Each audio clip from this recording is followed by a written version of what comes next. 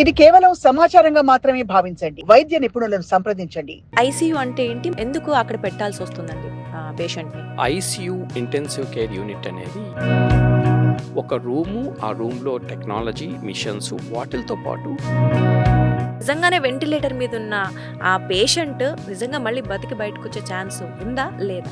Ventilator మీదకెళ్తే బయటికి రావటం కష్టము అనేది మిగతా ఆర్గాన్స్ ఫెయిల్ అయ్యేటప్పుడు ఆర్గాన్స్ని మనం సపోర్ట్ చేయడానికి సెలబ్రిటీస్ చాలా మంది కొంతమంది చూస్తున్నాం. అంటే ఎక్మోలో ఉంచి ట్రీట్మెంట్ ఇచ్చారు. అది ఎక్మో ట్రీట్మెంట్ అనేది చెప్తూ ఉంటారు. ఎక్మో అనేది అడ్వాన్స్డ్ ఆ మిషన్లో నుంచి బ్లడ్ సర్క్యులేట్ అయ్యి అక్కడ ఈ లంగ్స్ చేసే ఫంక్షన్ని మెడిసిన్‌లో లేదా ఒక ట్రీట్మెంట్‌లో ఏఐ యొక్క ప్రాముఖ్యత ఏంటి? మరి ఐసీయూస్లో టెక్నాలజీ అనేది వెంటిలేటర్లో కూడా ఈ ఏఐ ఆల్గోరిథమ్స్ను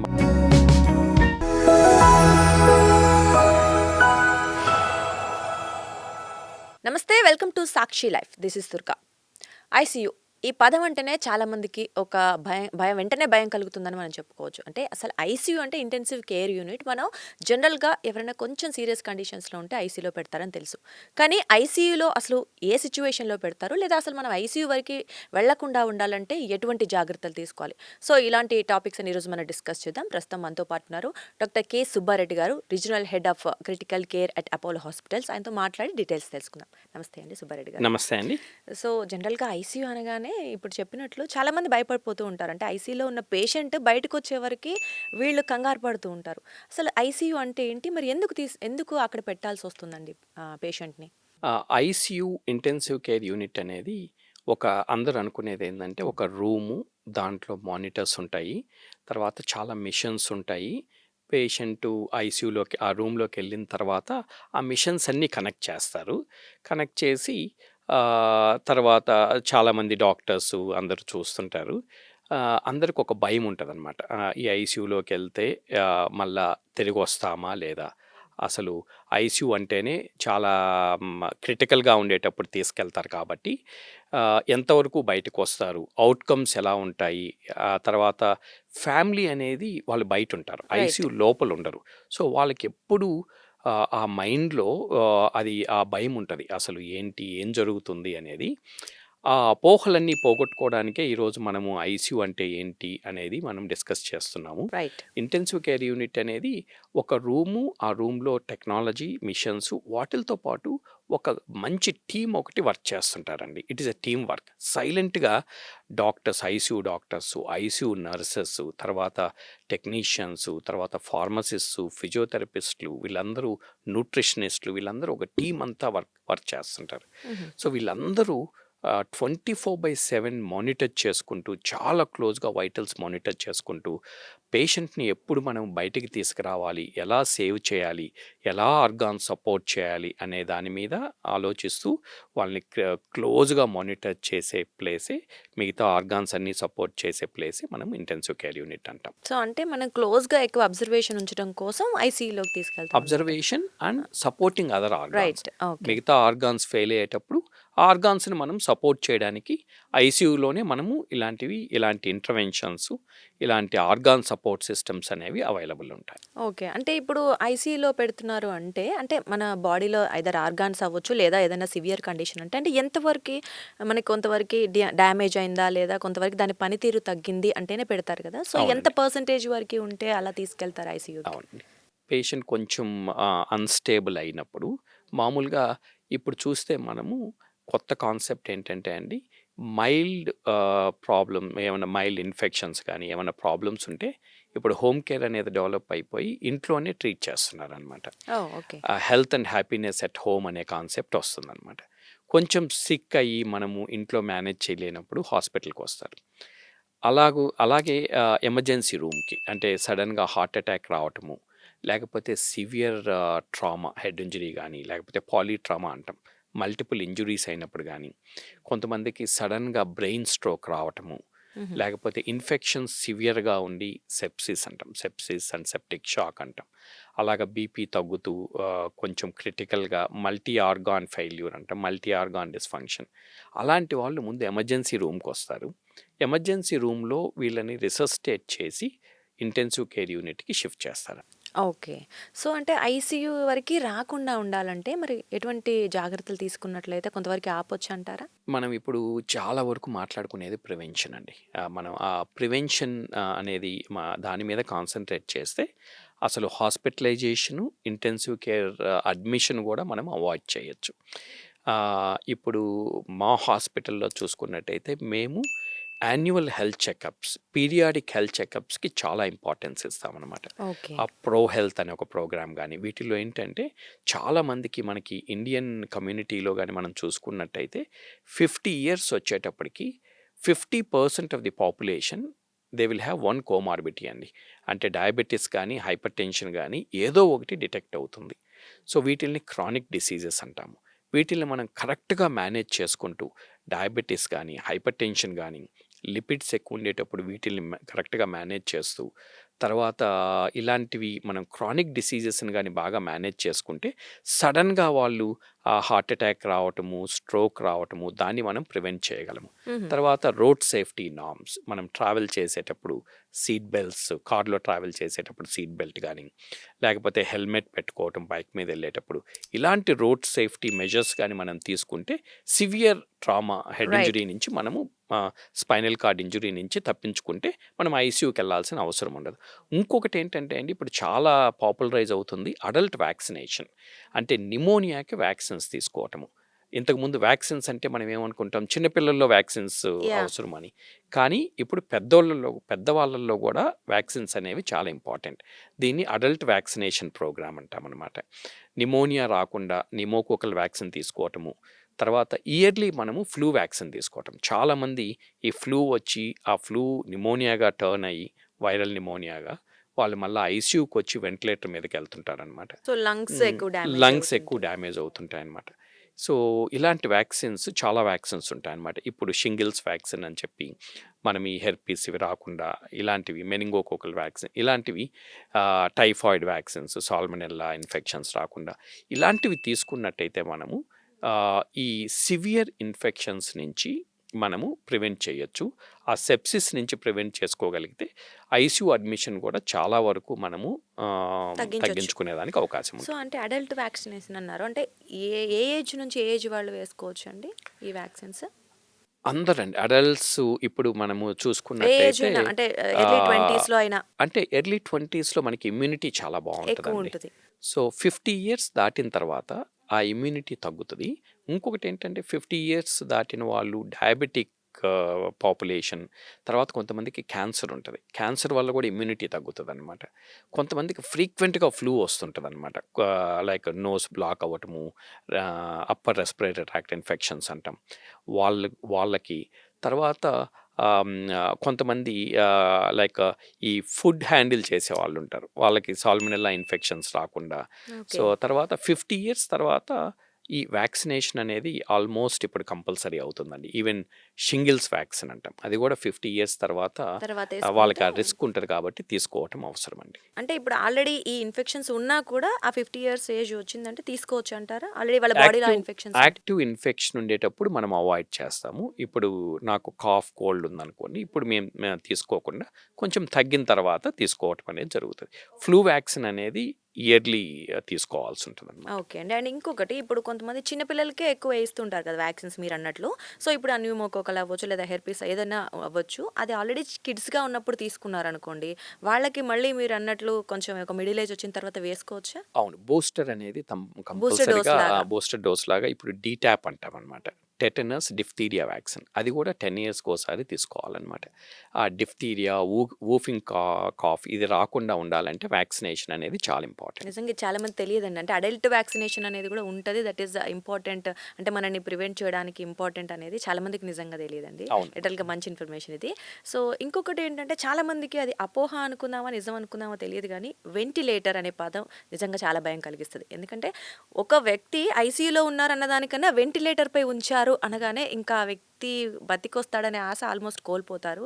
సో, ఏదో అంటే ఇప్పుడు అంటే చాలామంది మిమ్మల్ని క్వెషన్ చేస్తూ ఉంటారు. అంటే అతని ప్రాణము నిలబడుతుందని తెలిసినా కావాలని హాస్పిటల్స్‌లో ఉంచుతారని కూడా ఒకటి ఉంటది.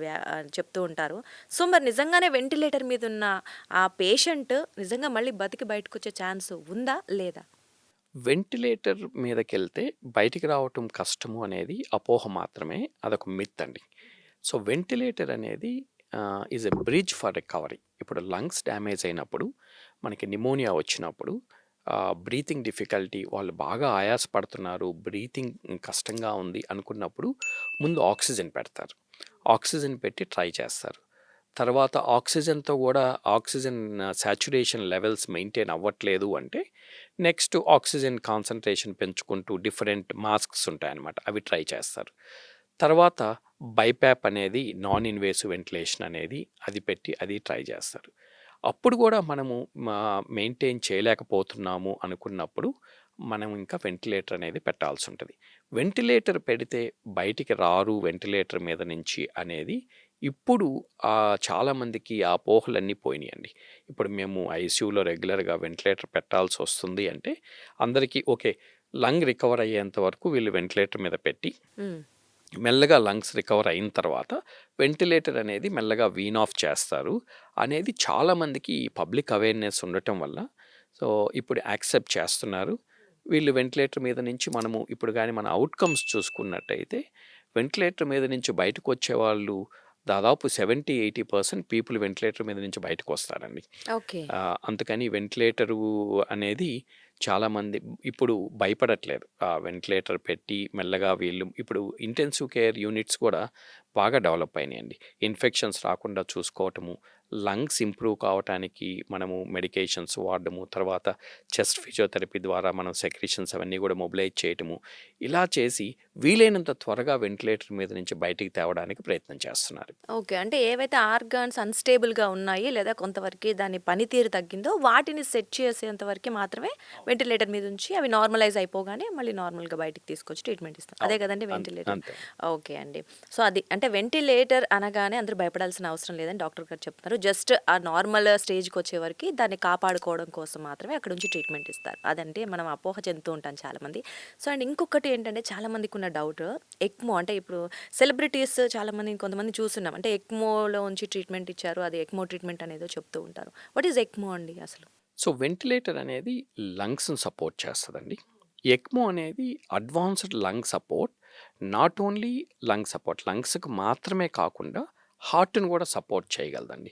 ఇప్పుడు మనము వెంటిలేటర్ మీద పెట్టినా గానీ, ఒక్కొక్కసారి లంగ్స్ కంప్లీట్‌గా డ్యామేజ్ అయినప్పుడు, కంప్లీట్‌గా లంగ్స్ అనేవి ఇప్పుడు లంగ్ ఫంక్షన్ ఎంతో కొంత ఉంటే, మనము వెంటిలేటర్ మీద వాటిల్ని స్టెబిలైజ్ చేయొచ్చు. హ్మ్. కానీ లంగ్స్ కంప్లీట్‌గా డ్యామేజ్ అయినప్పుడు మనం ఈ ఎక్మో మిషన్ పెట్టడం ద్వారా బ్లడ్ అనేది ఎక్మో మిషన్‌లోకి పంపించి, ఎక్మో మిషన్‌లో ఒక ఆక్సిజనేటర్ ఉంటది. మనకి లంగ్స్ ఏవైతే వర్క్ చేస్తదో ఆ ఆక్సిజనేటరు ఆక్సిజన్ అందించటము, కార్బన్ డయాక్సైడ్ తీసేయటము అనేది బయట మనము ఎక్స్‌ట్రా కార్పోరియల్ ఎక్మో అంటే బయట ఆ మిషన్‌లో నుంచి బ్లడ్ సర్క్యులేట్ అయ్యి, అక్కడ ఈ లంగ్స్ చేసే ఫంక్షన్‌ని ఆ ఎక్మో మిషన్ చేస్తూ ఆక్సిజనేటెడ్ బ్లడ్‌ని మనం పంప్ చేస్తామనమాట. సో, కొంతమందికి హార్ట్ కూడా చాలా వీక్ ఉంటదండి. హార్ట్ కూడా వీక్ అయినప్పుడు వాళ్ళని హార్ట్ సపోర్ట్ చేయడానికి కూడా మనము ఎక్మో మిషన్ అనేది వాడతాం. యూజ్ ఎక్మో చేస్తుంటారు. మిషన్ అనేవి 2 టైప్స్ ఉంటాయండి. ఒకటి వీవీ ఎక్మో అంటాము. ఇంకొకటి వీఏ ఎక్మో అంటాం. ఓన్లీ లంగ్స్ డ్యామేజ్ అయినప్పుడు మనం వీవీ ఎక్మోని వాడతాము. హార్ట్ కూడా డ్యామేజ్ అయినప్పుడు వీఏ ఎక్మోని పెట్టి హార్ట్‌ని కూడా స్టెబిలైజ్ చేసి హార్ట్ రికవర్ అయ్యేంత వరకు కంటిన్యూ చేస్తాం. కొంతమందికి ఎక్మో పెట్టిన తర్వాత కూడా మనము 1 మంత్ చూస్తాం, 1 ½ మంత్ చూస్తాం లంగ్స్ రికవర్ కావు. అలాంటి వాళ్ళు లంగ్ ట్రాన్స్‌ప్లాంటేషన్‌కెళ్ళాల్సుంటదనమాట. ఈ ఓకే. ఎక్మో మిషన్ అనేది బ్రిడ్జ్ లాగా కూడా వాడతామనమాట. లంగ్ ట్రాన్స్‌ప్లాంటేషన్ చేయాలంటే మనకొక ఆర్గాన్ దొరకాలి. ఆర్గాన్ దొరికేంత వరకు కూడా ఈ ఎక్మో సపోర్ట్ అనేది కంటిన్యూ చేస్తూ ఉంటామనమాట. ఈ మధ్య మాకు ఒక యంగ్ పేషెంట్ ఒకళ్ళు సడెన్‌గా హాస్పిటల్‌లో కొలాప్స్ అయితే, మేము వీఏ ఎక్మో అనేది పెట్టాల్సి వచ్చింది. ఆ వీఏ ఎక్మో పెట్టిన తర్వాత హార్ట్ ఫంక్షన్ చాలా తక్కువ ఉందన్నమాట. సో, హార్ట్ ఫంక్షన్ తక్కువ ఉండటం వల్ల వీఏ ఎక్మోని పెట్టి సపోర్ట్ చేస్తూ ఉన్నాము. ఈ లోపల మనకొక 10 డేస్ తర్వాత ఒక హార్ట్ దొరికిందనమాట. మనకొక బ్రెయిన్ డెడ్ పేషెంట్ డొనేట్. నుంచి హార్ట్ దొరికినప్పుడు డాక్టర్స్ వెంటనే హార్ట్ ట్రాన్స్‌ప్లాంటేషన్ చేశారు ఈ పేషెంట్‌కి. హార్ట్ ట్రాన్స్‌ప్లాంటేషన్ చేసిన తర్వాత మనము ఆ ఎక్మోన్ అనేది వీన్ ఆఫ్ చేసాము. ఇప్పుడు మీరన్నట్టు ఇంతకుముందు వెంటిలేటర్ పెడితే కష్టము అనే అపోహ. ఇప్పుడు ఎక్మో పెడితే వీళ్ళు ఎక్మో నుంచి బయటికి రారు అనే అపోహ ఇప్పుడు చాలా మందిలో ఉంది.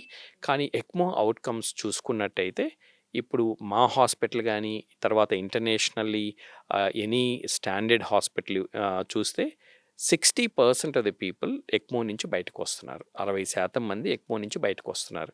సో, మేము మొన్న ఈ విఏ ఎక్మో పెట్టి హార్ట్ ట్రాన్స్‌ప్లాంటేషన్ చేసిన తర్వాత వెక్మోని తొలగించి పేషెంట్ రికవర్ అవుతున్నారు. ఓకే. ప్రస్తుతం అతను స్టేబుల్‌గా ఉన్నాడు. స్టేబుల్‌గా ఉన్నారు. ఓకే. అంటే లంగ్స్ ట్రాన్స్‌ఫర్ అన్నారు. అండ్ ఇంకొకటి హార్ట్ హార్ట్ అన్నారు. So, transplantation. ఎంతవరకు వీటి సక్సెస్ రేట్ ఉంటుందండి? అంటే వన్స్ మనం ట్రీట్మెంట్ ఇచ్చి మొత్తం కంప్లీట్‌గా అయిన తర్వాత ఇప్పుడు కూడా? లంగ్ ట్రాన్స్‌ప్లాంటేషన్ సక్సెస్ రేట్ కూడా చాలా బావుందండి. అరౌండ్ 70%, 60-70%. హార్ట్ ట్రాన్స్‌ప్లాంటేషన్ అయితే ఇంకా సక్సెస్ రేట్ ఇంకా ఎక్కువ ఉందండి ఇప్పుడు. కోవిడ్ తర్వాత సో, ఈ కోవిడ్ లంగ్స్‌కి తర్వాత సంబంధించినవి కొంచెం అవును. చాలా కామన్‌గా రెగ్యులర్‌గా లంగ్ ట్రాన్స్‌ప్లాంటేషన్ చేయటము. హార్ట్ ట్రాన్స్‌ప్లాంట్స్ కూడా మనం కంట్రీలో ఎక్కువైనాయండి ఇప్పుడు. మనము అపోలో హాస్పిటల్స్‌లో మనం చాలా ట్రాన్స్‌ప్లాంట్స్ చేస్తామండి. మనకున్న 75 హాస్పిటల్స్‌లో.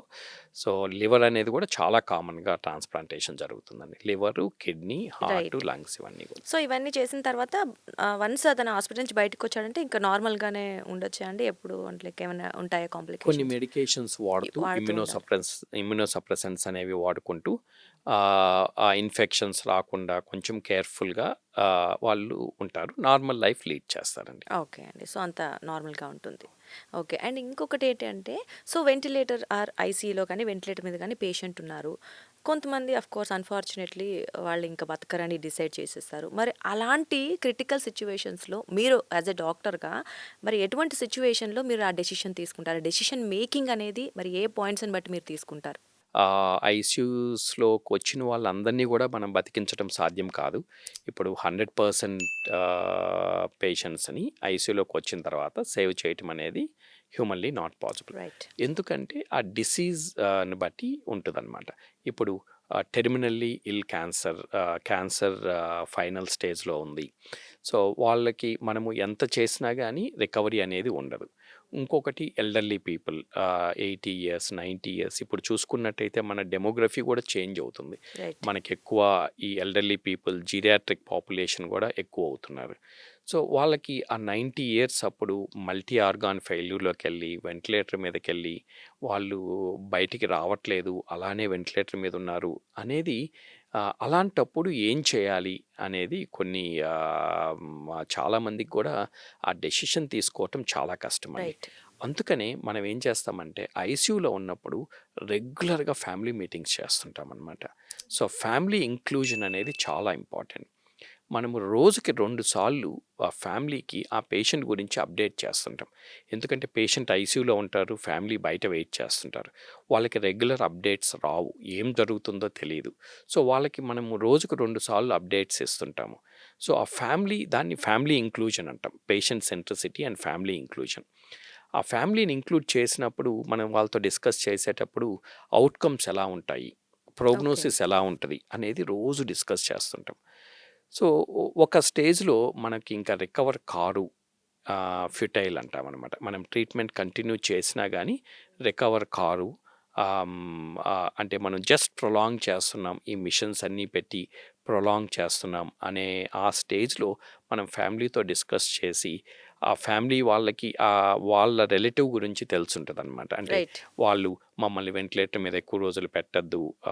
అంటే టెర్మినల్ స్టేజ్‌లో మమ్మల్ని ఎక్కువ బాధ పెట్టొద్దు అనేది వాళ్ళెప్పుడో షేర్ చేసుకొనుంటారు ఫ్యామిలీతోటి.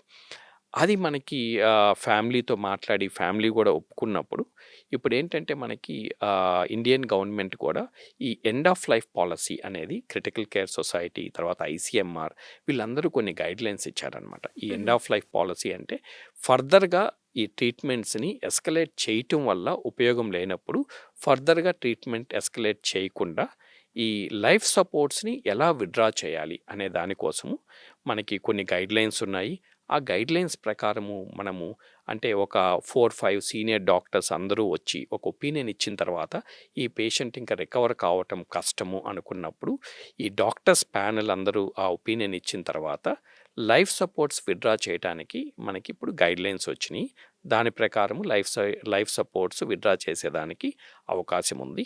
ఇలాంటప్పుడు మనము ఫస్ట్ క్లాస్ మేజిస్ట్రేట్‌ని కూడా ఇన్వాల్వ్ చేయాల్సుంటదండి. ఓకే. లీగల్‌గా అన్ని లీగల్‌గా లీగల్‌గా. ఎళ్ళాల్సుంటది. సో, డాక్టర్స్ ఒపీనియన్ తీసుకోవాలి. హాస్పిటల్ డాక్టర్స్ కాకుండా ఇంకొక సెకండరీ బోర్డ్ అంటాం. ఒక డీఎంహెచ్ఓ దగ్గర నుంచి కూడా గవర్నమెంట్ డాక్టర్స్ కూడా వచ్చి మనకి ఈ పేషెంట్ రికవర్ అయ్యే ఛాన్సెస్ లేవు అన్నప్పుడు లీగల్‌గానే మనము లైఫ్ సపోర్ట్స్ విత్‌డ్రా చేసేదానికి అవకాశం ఉంది. ఓకే. అంటే ఇక్కడ ఇంకొక చిన్న డౌట్ అండి. హ్మ్. అంటే జనరల్‌గా ఇప్పుడు మనం బ్రెయిన్ డెడ్ అయిన పేషెంట్స్ నుంచి ఆర్గాన్ తీసుకుంటూ ఉంటాము. అవునండి. సో, వెంటిలేటర్ మీద ఇప్పుడు మీరు చెప్పిన కొన్ని కేసెస్, అన్నీ అని చెప్పలేము.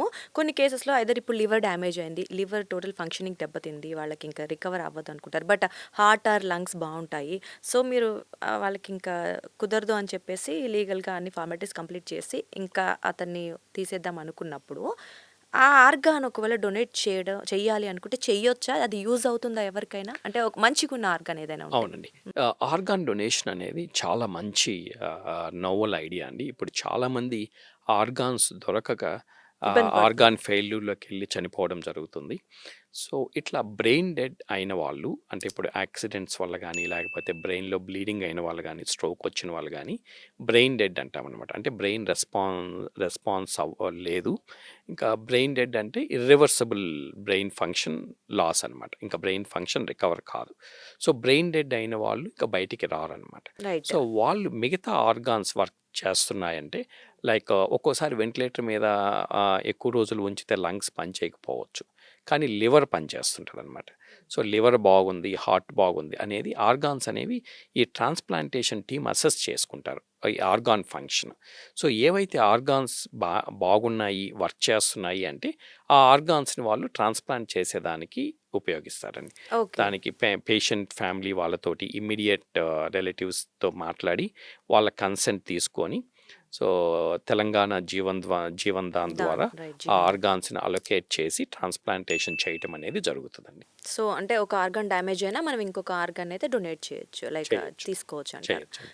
సో, ఇలాంటిది బ్రెయిన్ డెడ్ పేషెంట్స్‌లోనే మనం చేయగలమనమాట. ఆహా! బ్రెయిన్ డెడ్ కాకుండా బ్రెయిన్ డెడ్ నార్మల్ అయితే? కాకపోతే ఆర్గాన్ డొనేషన్ అనేది చేయటము లీగల్లీ నాట్ పాసిబుల్. అలాంటివి చేయకూడదు. సో, బ్రెయిన్ డెడ్ పేషెంట్స్‌లోనే ఇప్పుడు ఆర్గాన్ డొనేషన్ అనేది జరుగుతుంది. జరుగుతుందండి. ఓకే అండి. సో, ఇంకొకటి ఏంటి అంటే ఆర్టిఫిషియల్ ఇంటెలిజెన్స్. ఎక్కడ అవును. చూసినా ఇదే పేరు వినిపిస్తూ ఉంటుంది. అయితే మరి డాక్టర్ అంటే మెడిసిన్‌లో లేదా ఒక ట్రీట్మెంట్‌లో ఏఐ యొక్క ప్రాముఖ్యత ఏంటి? మరి నిజంగా ఐసీయూలో ఉన్న పేషెంట్‌కి దీని ద్వారా ట్రీట్మెంట్ ఇచ్చే అడ్వాన్స్డ్ టెక్నాలజీస్ ఏమైనా ప్రస్తుతానికి అందుబాటులో ఉన్నాయా అండి? ఆర్టిఫిషియల్ ఇంటెలిజెన్స్ అనేది చాలా వైడ్‌గా హెల్త్ కేర్‌లో యూజ్ చేస్తున్నారండి.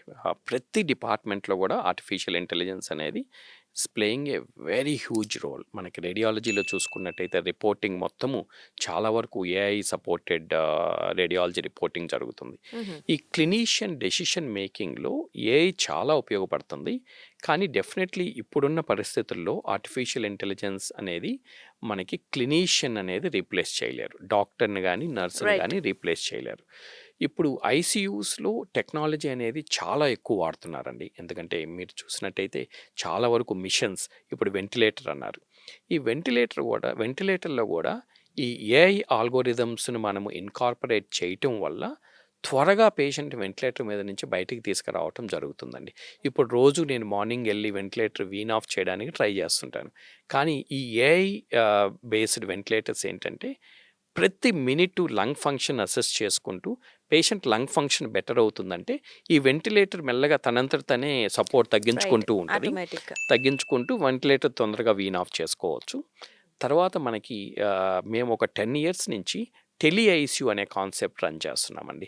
ఇప్పుడు చిన్న చిన్న టౌన్స్‌లో ఉండే పేషెంట్స్‌ని టెలి ఐసీయూ ద్వారా మనం కంటిన్యూయస్‌గా మానిటర్ చేసుకుంటూ, సో, ఈ ఏఐ అలారమ్స్ వస్తుంటాయన్నమాట. Predictive risk. అంటే రైట్. ఏ పేషెంటు డిటోరియేట్ అయ్యే ఛాన్స్ ఉంది. నెక్స్ట్ 1 అవర్, 2 అవర్స్‌లో ఏ పేషెంట్‌కి వెంటిలేటర్ అవసరం పడొచ్చు. సో, ఈ పేషెంటు హైపోటెన్షన్, బీపీ తగ్గొచ్చు అనే ఏఐ అలర్ట్స్ వస్తుంటాయండి. ఆ అలర్ట్స్ వచ్చినప్పుడు మనం ముందుగానే ప్రీఎంప్టివ్‌గా మనం ఇన్వాల్వ్ అయ్యి, దాన్ని మనం ప్రివెంట్ చేసేదానికి అవకాశం ఉందండి. ఓకే. తర్వాత ఇప్పుడు చాలా వరకు నర్సెస్ వర్క్, డాక్టర్స్ వర్క్ తగ్గుతుంది. ఈ ఏఐ తర్వాత ఏఐ మిషన్స్ వల్ల.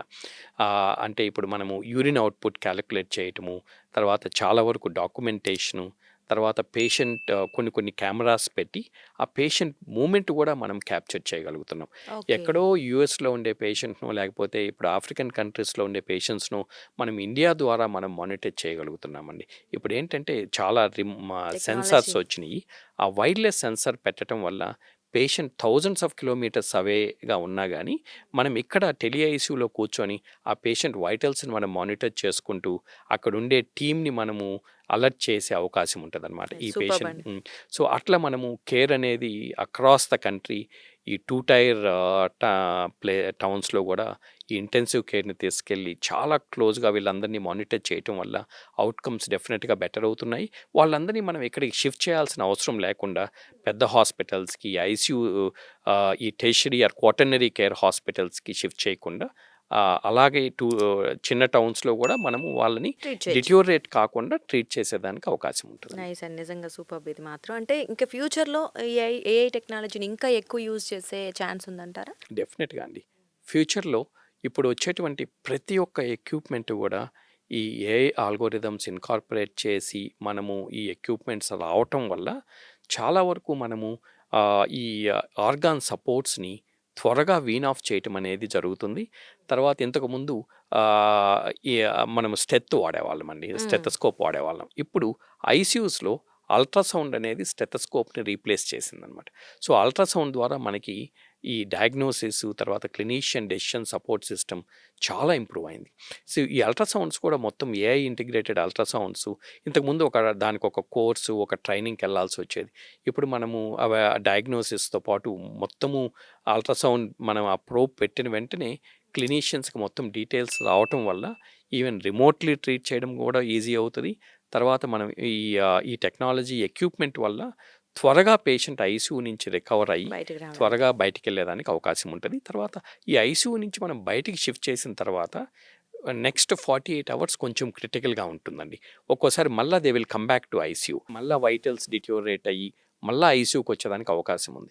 సో వీళ్ళు ఐసీయూకి రీఅడ్మిషన్ కాకుండా మళ్ళీ రాకుండా ఉండాలంటే ఐసీయూ నుంచి బయటికి పంపిన తర్వాత కూడా ఈ వైర్లెస్ సెన్సర్స్ని పెట్టి మనం వాళ్ళ వైటల్స్ని హాస్పిటల్ నుంచి డిశ్చార్జ్ అయ్యేంత వరకు కూడా మనం మానిటర్ చేస్తూ ఉంటాం. చేసుకోవచ్చు. కొంతమందికి హాస్పిటల్ నుంచి డిశ్చార్జ్ అయిన తర్వాత కూడా మానిటర్ చేయాల్సి ఉంటుంది. వాళ్ళకి మనం హోమ్ కేర్ ద్వారా వాళ్ళకి ఇంటికి వెళ్ళిన తర్వాత కూడా వాళ్ళని మా ఈఐసీయూ కనెక్ట్ చేసి క్లోజ్గా మానిటర్ చేసుకుంటూ వాళ్ళు ఫర్దర్గా డిటోరియేట్ కాకుండా మళ్ళీ హాస్పిటల్కి రాకుండా కూడా ప్రివెంట్ చేసేదానికి అవకాశం ఉంటుందండి. ఐసీయూ అంటారు. బట్ ఐసీయూలో మరి నిజంగా ఏమైనా టైప్స్ ఉంటాయి? అంటే ఒక్కొక్కరికి ఒక్కొక్క ఇష్యూ ఉంటుంది. అవును. హార్ట్ ఫంక్షనింగ్ దెబ్బతినడం వల్ల ఒకళ్ళు ఐసీయూలో ఉంటారు, ఒకళ్ళు లంగ్స్ డ్యామేజ్ అవ్వడం వల్ల, లేదా లివర్. సో ఇలా ఏ ఆర్గాన్ డ్యామేజ్ అయినా ఒకటే ఐసీయూలో ఉంటుందా, లేదా డిఫరెంట్ టైప్స్ ఆఫ్ ఐసీయూస్ ఉంటాయా? అంటే ఇది ట్రీట్మెంట్ చాలా మంచి క్వశ్చన్ అండి, చాలామంది అడుగుతుంటారు. సో ఒకటేంటంటే మల్టీ డిసిప్లినరీ ఐసీయూ అంటామండి, ఎండిఐసీయూ. సో ఇలాంటిది ఒక ఐసీయూ ఉంటుంది. ఇప్పుడు ఏంటంటే ఇన్ఫెక్షన్ వల్ల కొంతమందికి అన్ని ఆర్గాన్స్ డ్యామేజ్ అవుతాయండి. ఆ ఇన్ఫెక్షన్ బ్లడ్లోకి స్ప్రెడ్ అయినప్పుడు సెప్సిస్ అంటాము. సో హార్ట్ ఫంక్షన్ డిటోరేట్ అవ్వటము, కిడ్నీస్ డ్యామేజ్ అవ్వటము, లివర్ డ్యామేజ్ అవ్వటము, తర్వాత ఎన్కెఫలోపతి అంటాం, బ్రెయిన్ డ్యామేజ్ అవ్వటము. ఇలాంటి వాళ్ళకి అన్ని ఆర్గాన్స్ని మనం సపోర్ట్ చేయాల్సి ఉంటుంది. వీళ్ళు వచ్చేసి మల్టీ డిసిప్లినరీ ఐసీయూ, ఎండిఐసీయూకి వెళ్తారండి. ఓకే. జనరల్గా కొన్ని హాస్పిటల్స్లో మెడికల్ ఇంటెన్సివ్ కేర్ యూనిట్స్ అంటుంటారు, మెడికల్ క్రిటికల్ కేర్ యూనిట్స్ అంటుంటారు. తర్వాత పెద్ద హాస్పిటల్స్లో ఈ ఆర్గాన్ స్పెసిఫిక్ ఐసీయూస్ ఉంటాయండి. అంటే న్యూరో ఐసీయూ, బ్రెయిన్లో స్ట్రోక్ వచ్చిన వాళ్ళకి కానీ లేకపోతే మేజర్ బ్రెయిన్ సర్జరీ అయిన తర్వాత వాళ్ళని న్యూరో ఇంటెన్సివ్ కేర్ యూనిట్లో పెడతారనమాట. స్ట్రోక్ వచ్చిన వాళ్ళని, తర్వాత ఓకే. హెడ్ ఇంజరీ వాళ్ళని న్యూరో ఐసీయూలో పెడతారు. కొంతమందికి హార్ట్ అటాక్ వచ్చిన వాళ్ళు, హార్ట్ ఫంక్షన్ డిటోరేట్ అయిన వాళ్ళు కార్డియాక్ ఐసీయూకి వెళ్తారండి. ఇలా డిఫరెంట్ ఐసీయూస్ ఉంటాయి. కార్డియాక్ ఐసీయూ కానీ, న్యూరో ఐసీయూ కానీ, తర్వాత cardiothoracic ICU, major cardiac surgery అయిన తర్వాత వాళ్ళ కార్డియోథొరాసిక్ ఐసీయూ ఉంటుందండి. ఓకే. తర్వాత ట్రాన్స్ప్లాంట్ ఐసీయూ, ఇప్పుడు లంగ్ ట్రాన్స్ప్లాంటో లివర్ ట్రాన్స్ప్లాంటో అయిన తర్వాత వాళ్ళు ట్రాన్స్ప్లాంట్ ఐసీయూకి వెళ్ళాల్సి ఉంటుంది. వీళ్ళందరికీ జనరల్ ఐసీయూలో పెడితే ఏమవుతుందంటే అండి, ఇప్పుడు ట్రాన్స్ప్లాంట్ అయిన పేషెంట్ని తీసుకొచ్చి జనరల్ ఐసీయూలో పెడితే క్రాస్ ఇన్ఫెక్షన్స్ వచ్చేదానికి అవకాశం ఉంటుంది. రైట్. అందువల్ల వాళ్ళని ఆ స్పెసిఫిక్ ఐసీయూలోనే పెట్టినప్పుడు, ఇప్పుడు న్యూరోకి సంబంధించి స్ట్రోక్ ఐసీయూలో పెట్టామనుకోండి, వాళ్ళకి ఆ స్ట్రోక్ నర్సెస్ వాళ్ళందరూ ట్రైన్డ్ ఉంటారనమాట. ఈ పేషెంట్‌కి ఎలాంటి కేర్ ఇవ్వాలి అనేది వాళ్ళకి చాలా ట్రైన్ అయి ఉంటారు కాబట్టి అక్కడ అవుట్‌కమ్స్ బెటర్ ఉంటాయండి. అండ్ మెషినరీస్ సో, కూడా సేమ్ దానికి సంబంధించినవి దానికి ఉంటాయి కాబట్టి. సంబంధించిన టెక్నాలజీ మిషన్స్ అవన్నీ కూడా అంతే, ఉంటాయి రైట్. కాబట్టి తర్వాత వాటికి ట్రైన్డ్ ఇంటెన్సివ్ కేర్ డాక్టర్స్ ఉంటారు కాబట్టి ఇప్పుడు మనం చూసినట్టయితే ప్రతి ఫీల్డ్‌లో మళ్ళా సబ్ స్పెషాలిటీస్ వస్తున్నాయండి. న్యూరో క్రిటికల్ కేర్ అంటాము. కార్డియాక్ క్రిటికల్ కేర్ అంటాం. వీళ్ళందరూ ఆ ఫెలోషిప్ చేసిన డాక్టర్స్ ఉంటారు కాబట్టి అక్కడ వాళ్ళకి బెస్ట్ కేర్ దొరుకుతది. రైట్. బెస్ట్ అవుట్‌కమ్స్ ఉంటాయి. త్వరగా రికవర్ అయ్యి అక్కడి నుంచి బయటికెళ్ళేదానికి అవకాశం ఉంటది. వాళ్ళని తీసుకొచ్చి మెడికల్ ఐసీయూలో పెడితే వాళ్ళకి పక్కనుండేటువంటి పేషెంట్స్ ఇన్ఫెక్షన్స్ రావటము, రైట్. అక్కడుండే నర్సెస్‌కి, డాక్టర్స్‌కి ఆ ట్రైనింగ్ లేకపోవటం వల్ల అవుట్‌కమ్స్ అంత మంచిగా ఉండవండి. రైట్. ఇప్పుడు మీరన్నారు ఇన్ఫెక్షన్స్ అని. సో, అంటే చాలామంది చెప్తూ ఉంటారు, మేము హాస్పిటల్‌లో ఎళ్ళే ముందు వరకు బాగున్నారు. ఎళ్ళిన తర్వాత కొత్త ప్రాబ్లమ్స్ క్రియేట్ అయ్యాయి. లేదా ఇన్ఫెక్షన్ వచ్చింది. లేదా ఆర్గాన్స్ ఎక్కువ డ్యామేజ్ అయ్యాయి. లేదా హాస్పిటల్ వాళ్ళు సరిగ్గా ట్రీట్ చేయలేదు. వాళ్ళు ఇచ్చిన మెడికేషన్ రాంగ్. ఇలా చాలా అలిగేషన్స్ వింటూ ఉంటాం. అవునండి. కేసెస్ చూస్తూ ఉంటాం. సో, ఇలాంటివన్నీ రాకుండా ఒక పేషెంట్‌ని సేవ్ చేయడానికి మీరు ఎలాంటి జాగ్రత్తలు తీసుకుంటూ ఉంటారు? మనము ఒక్కసారి హాస్పిటల్‌కొచ్చిన పేషెంట్‌కి మనము హార్మ్ చేయకూడదండి. అంటే రైట్. మనము గుడ్ చేసినా, చేయకపోయినా మన వైపు నుంచి హార్మ్ చేయకూడదు. కానీ ఇప్పుడు చూసుకున్నట్టయితే హాస్పిటల్ ఇన్ఫెక్షన్స్ అనేవి చాలా డేంజరస్ అండి. హ్మ్. సో, ఇప్పుడు ఒక పేషెంట్ వచ్చినప్పుడు వాళ్ళు క్రిటికల్ కండిషన్‌లో వస్తారు. వాళ్ళకి డయాబెటిస్ ఉండొచ్చు, వాళ్ళకి క్యాన్సర్ ఉండొచ్చు, లేకపోతే వాళ్ళు ఏదో సివియర్ హెడ్ ఇంజరీనో, పాలీట్రామాతో వచ్చినప్పుడు వాళ్ళ ఇమ్యూనిటీ కూడా తక్కువ ఉంటదండి. హ్మ్. దానివల్ల వాళ్ళకి వెంటనే ఇన్ఫెక్షన్స్ వచ్చేదానికి అవకాశం ఉంటది. సో, వాళ్ళకి న్యూమోనియా రావచ్చు హాస్పిటల్‌లో. లేకపోతే యూరినరీ ట్రాక్ట్ ఇన్ఫెక్షన్ రావచ్చు. నేనెప్పుడు మా పేషెంట్స్‌కి చెబుతుంటానండి. Number of plastic tubes are directly proportional to infections అని. ఎన్ని ప్లాస్టిక్ ట్యూబ్స్ అయితే మనం పెడతామో, ఒక్కోసారి వెంటిలేటర్ పెట్టాలంటే నోట్లో నుంచి ఒక పైప్ పెడతాం. రైట్. యూరినరీ కెథెటర్ పెడతాం. ఐవీ క్యానులా ఒకటి పెడతాం. వీటి వల్ల ఇన్ఫెక్షన్స్ వచ్చేదానికి అవకాశం ఉంది. సో, ఈ ఇన్ఫెక్షన్స్ రాకుండా చాలా స్ట్రిక్ట్ ఇన్ఫెక్షన్ కంట్రోల్ టీమ్ ఉండాలి. ఆ ఇన్ఫెక్షన్ కంట్రోల్ పాలిసీస్ ఉండాలి హాస్పిటల్‌లో. రెగ్యులర్‌గా రిపోర్ట్ చేయాలండి. వచ్చిన తర్వాత కూడా కంప్లీట్‌గా 100% రాకుండా కూడా ఎవ్వరు ఎంత కేర్ తీసుకున్నా గానీ వచ్చేదానికి ఛాన్స్ ఉంది. అలా రైట్. వచ్చినప్పుడు మనము బ్రేవ్‌గా వాటిల్ని రిపోర్ట్ చేసి, వాటిల్ని ఎలా ప్రివెంట్ చేయాలి, ఇంకొక పేషెంట్‌కి రాకుండా ఎలా చేయాలి, ఆ రిపోర్టింగ్ కూడా చాలా ఇంపార్టెంట్ అండి. మేము ఎవ్రీ మంత్ ఈ ఇన్ఫెక్షన్స్ అవన్నీ కూడా అసెస్ చేసుకుంటూ, ఇన్ఫెక్షన్ కంట్రోల్ కమిటీ తోటి రెగ్యులర్‌గా మీట్ అవుతూ, ఆ ప్రాక్టీసెస్ అవన్నీ కరెక్ట్‌గా ఉన్నాయా, లేవా అనేది అది చూసుకోవటము. కొంతమందికేంటంటే అండి బెడ్ సోర్స్ వస్తాయి. ఆ! మనం గాని పొజిషన్ చేంజ్ చేయకపోతే ఎందుకంటే అండి మనం డీప్ స్లీప్‌లో కూడా వన్స్ ఇన్ 2, 3 మినిట్స్ మనం కదులుతుంటాం. కానీ ప్యారలైజ్ అయిన వాళ్ళు అలానే బెడ్ మీద ఉంటారు. కదలకపోవటం వల్ల బెడ్ సోర్స్ వచ్చేదానికి అవకాశం ఉంది.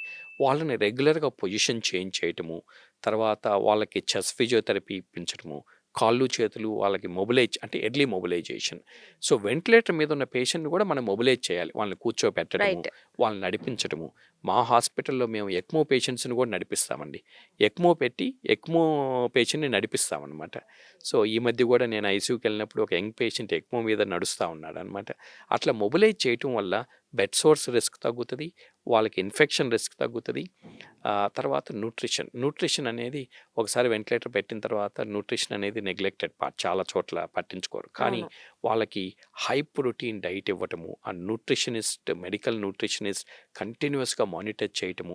న్యూట్రిషన్ అంటే మనము ఏదో కార్బోహైడ్రేట్స్ ఇచ్చాము, ప్రోటీన్ ఇచ్చాము, తర్వాత ఫ్యాట్స్ ఇచ్చాము కాకుండా వాళ్ళకి వైటమిన్స్ ఇవ్వటము, ట్రేస్ ఎలిమెంట్స్ ఇవ్వటము, మైక్రో న్యూట్రియంట్స్ ఇవ్వటము. ఇవన్నీ చేస్తే మనము ఒకటి రికవరీ బావుంటది. ఇంకొకటి వాళ్ళకి మనం హార్మ్ చేయకూడదు. హాస్పిటల్‌కి వచ్చినప్పుడు వీలైనంత వరకు మనం వాళ్ళని రికవర్ చేసి పంపాలి గానీ, ఇలాంటి కాంప్లికేషన్స్ వచ్చినప్పుడు ఐసీయూ స్టే ప్రొలాంగ్ అవుతది. హాస్పిటల్ స్టే ప్రొలాంగ్ అవుతది. ప్రొలాంగ్ అయ్యే కొద్దీ వేరే కాంప్లికేషన్స్ యాడ్ వస్తూ ఉంటాయి అవుతుంటాయండి. కాబట్టి సో కేర్‌ఫుల్‌గా ఉండడం అనేది ఇంపార్టెంట్. చాలా అండ్ కేర్‌ఫుల్‌గా ఎప్పటికప్పుడు ఉండాలండి. మానిటర్స్ అంటే డాక్టర్స్ నుంచి అలాగే వాళ్ళ బంధువుల నుంచి కూడా ఎవ్రీథింగ్ తెలుసుకోవడం అనేది చాలా ఇంపార్టెంట్. ఇంకొకటి హ్యాండ్ హైజీన్. హ్యాండ్ వాషింగ్ అనేది చాలా చాలా important. Important. Right. So, health care staff గానీ, మనం ఫ్యామిలీస్‌ని కూడా ఎడ్యుకేట్ చేయాలండి వాళ్ళని. ఈ ఇన్ఫెక్షన్స్ రాకుండా ఎలాంటి ప్రికాషన్స్ తీసుకోవాలి, మాస్క్ కట్టుకొని ఎంటర్ కావటము, తర్వాత వాళ్ళకేమన్నా రెస్పిరేటరీ ఇన్ఫెక్షన్స్ ఉండేటప్పుడు హ్యాండ్ హైజీన్ అనేది లైక్ ఇంపార్టెంట్. కాంప్లెయిన్స్ ఎంతుంది అనేది మానిటర్ చేసుకోవటము. ఈ క్వాలిటీ పారామీటర్స్, క్వాలిటీ మెట్రిక్స్ అనేవి చాలా స్ట్రిక్ట్‌గా రెగ్యులర్‌గా మనం మానిటర్ చేసుకుంటూ వాటిని మనం ఫాలో అయితే మనము వీటన్నిటిని ఆ ఐసీయూ కేర్ అనేది, ఐసీయూ క్వాలిటీ అనేది డెఫినెట్‌గా బెటర్ అవుతుందండి. ఓకే. సో, నిజంగా డాక్టర్ సుబ్బారెడ్డి గారు, ఇప్పుడు మనం మాట్లాడిన టాపిక్ ఏదైతే ఉందో, మీరు చెప్పిన కొన్ని విషయాలు చాలా మందికి అసలు ఈవెన్ అవి ఉంటాయని కూడా తెలియనివి. అండ్ చాలా మందికి అపోహలున్నాయి వీటి మీద. సో, మనం ఈ వీడియో ద్వారా మీరు చాలా చక్కగా వాళ్ళకి అర్థమయ్యే భాషలో చెప్పడమే కాదు, ఆ అపోహలన్నీ ఈరోజైతే క్లియర్ చేశారు. నిజంగా మంచి ఇన్ఫర్మేషన్ ఇచ్చారండి. Thank you so much. Thank you అండి. నమస్తే. సో, అదండి చూసారు కదా! అంటే మనం ఐసీయూ అని పేరు వినగానే ఫస్ట్ పానిక్ అవ్వడం మానేయాలి. అంటే ఐసీయూలో ఉన్నామంటే ఏదో జరిగిపోతుందని కాదు. అక్కడ మనం ఇంకా హైలీ ఇంకా ప్రొటెక్టివ్‌గా జోన్‌లో ఉన్నాము. లేదా ఇంకా వాళ్ళు మంచి డాక్టర్స్ మనల్ని మానిటర్ చేస్తున్నారు అనే ఒక కాన్ఫిడెన్స్‌తో ఇంకా ఎక్కువ కేర్ ఉన్న జోన్‌లో ఉన్నామనైతే ఫీల్ అయితే ఫస్ట్ ఆ భయం తొలగించుకుంటే మాత్రం సక్సెస్‌ఫుల్‌గా బయటికి రావచ్చు. ఆఫ్‌కోర్స్ డాక్టర్ గారు చెప్పినట్టు వెంటిలేటర్ అయినా కూడా అంతే. అంటే ఇంకా ఎక్కువ మిషనరీ యూజ్ చేయడం అంటే టెక్నాలజీ యూజ్ చేసి మనల్ని బయటికి తీసుకురావడానికి అంటే పేషెంట్‌ని తొందరగా బతికించడానికి అవి ఉపయోగపడతాయి కాబట్టి పానిక్ అవ్వటం మానేయండి. అండ్ తర్వాత ఇంకొకటి డాక్టర్ గారు చెప్పినట్లు prevention is better than cure. Of course so, prevention అనేది ఇంపార్టెంట్ కాబట్టి వ్యాక్సినేషన్ మనం ఏ ఏజ్‌లో తీసుకోవాలి అనేది అడల్ట్ వ్యాక్సినేషన్ కూడా చాలా ఇంపార్టెంట్. అండ్ మీకున్న కాంప్లికేషన్స్ బట్టి ఆ వ్యాక్సినేషన్ తీసుకోండి. అలాగే కొత్త టెక్నాలజీ ఏఐతో కూడా చాలా రకాల టెక్నాలజీ అందుబాటులో ఉంది. కాబట్టి ఎటువంటి హెల్త్ ఇష్యూస్ వచ్చినా ముందుగా రాకుండా చూసుకోండి మంచి ఫుడ్ ద్వారా. లేదా ఏమన్నా రాగానే వెంటనే డాక్టర్‌ని అప్రోచ్ అవ్వండి. ఒకవేళ ఏమన్నా ఉన్నట్లయితే కూడా పానిక్ అవ్వకుండా మంచి ట్రీట్మెంట్స్ అందుబాటులో ఉన్నాయి కాబట్టి ఖచ్చితంగా అందరూ 100% కోలుకునే అవకాశం ఉంటుంది కాబట్టి ఖచ్చితంగా పానిక్ అవ్వటం మానేసి ఈ జాగ్రత్తలన్నీ పాటించాలనైతే కోరుకుంటున్నాం. Stay safe, stay healthy. నమస్తే.